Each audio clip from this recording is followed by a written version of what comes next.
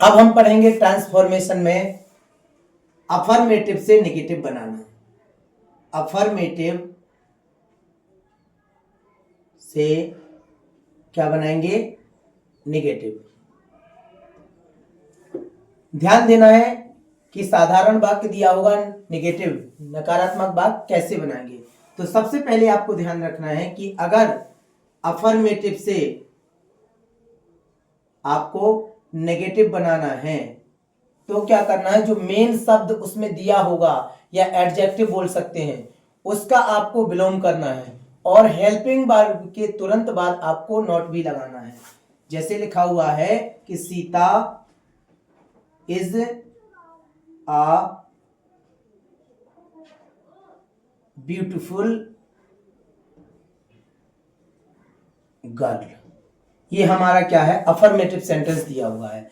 अब जब भी हम इसको नेगेटिव बनाएंगे तो आपको जो रूल कहता है कि ये कहता है कि अगर आपको सेंटेंस अफर्मेटिव है और आपको नेगेटिव बनाना है तो आपको ध्यान रखना है कि नेगेटिव बनाते समय हेल्पिंग वर्ब के तुरंत बाद आपको नॉट भी लगाना है और जो मेन शब्द है या एडजेक्टिव है इसका आपको एंटोनिम करना है, यानी उल्टा करना है। तो क्या आ जाएगा आपका? सीता इज नॉट, इसका उल्टा क्या आएगा? अगली। तो एन अगली गर्ल। एन क्यों लगाया? क्योंकि हमारा आर्टिकल कहता है कि आ से आ तक में जो वर्ड होगा उसमें ए लगाएंगे और सॉरी आ से आ तक में एन लगाएंगे और का से क्या तक में ए का यूज करेंगे। तो अगली लिखा हुआ इसलिए हमने एन का यूज किया। तो एन अगली गर्ल। ये इस तरह से हमारा नेगेटिव बन गया, यानी सब्जेक्ट वो हेल्पिंग वर्ब के तुरंत बाद नॉट का यूज भी करना है और जो मेन वर्ब उसमें दिया होगा, मेन शब्द होगा, तो उसमें क्या करना है? आपको उसका उल्टा कर देना है।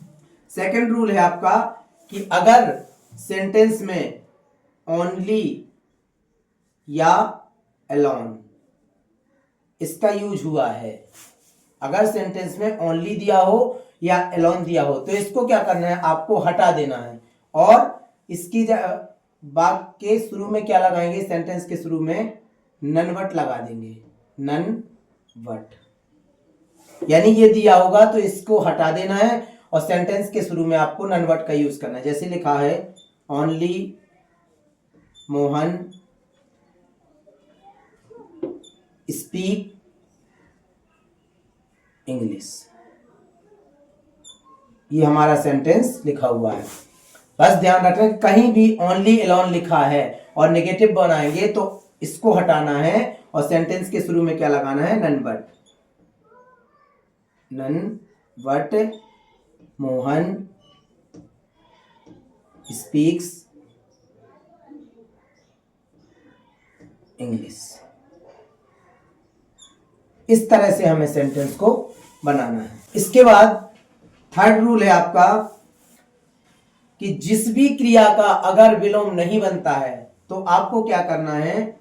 सबसे पहले अगर किसी क्रिया का विलोम नहीं बनता है तो आपको सब्जेक्ट लिखना है, फिर नॉट लगाना है, वो सॉरी हेल्पिंग वर्ब अगर दी है तो हेल्पिंग वर्ब के बाद आपको नॉट लगा देना है, फिर फेल टू लिखना है, इसके बाद मेन वर्ब अदर वर्ब जो भी वर्ब लिखा हुआ है उसको लिखना है। जैसे लिखा हुआ है कि they should attend the marriage. ये हमारा सेंटेंस लिखा हुआ। अब ये है हमारा अटेंड, ठीक है, ये क्रिया दी गई है। अब इसका विलोम नहीं बन सकता है, क्या होगा? इसका विलोम नहीं होगा ना, तो इसलिए ध्यान रखना है कि जिस क्रिया का जब विलोम नहीं बनता है तो हमें सबसे पहले सब्जेक्ट लिख देना है, इसके बाद हेल्पिंग वर्ब लिख देना है। Should not fail to attend the marriage.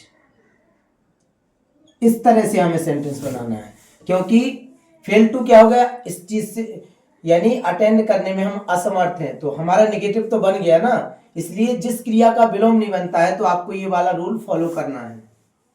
Fourth rule है आपका कि यदि सेंटेंस एज सून एज से शुरू हुआ है और सेंटेंस में सेकंड फॉर्म दी गई है, ठीक है, तो आपको क्या करना है, एज सून एज की जगह पर आपको क्या लगाना है, no sooner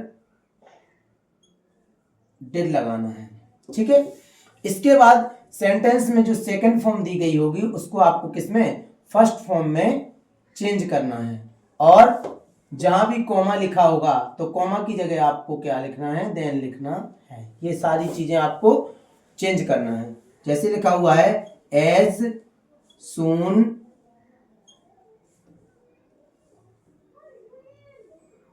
as I saw a line comma I ran away, इस तरह से सेंटेंस लिखा हुआ है।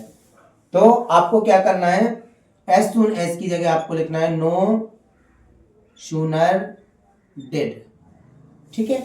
इसके बाद आई जो सेकंड फॉर्म दी गई है इसको फर्स्ट फॉर्म में चेंज करेंगे तो क्या आ जाएगा, सी आ जाएगा, सी आ line then I ran away.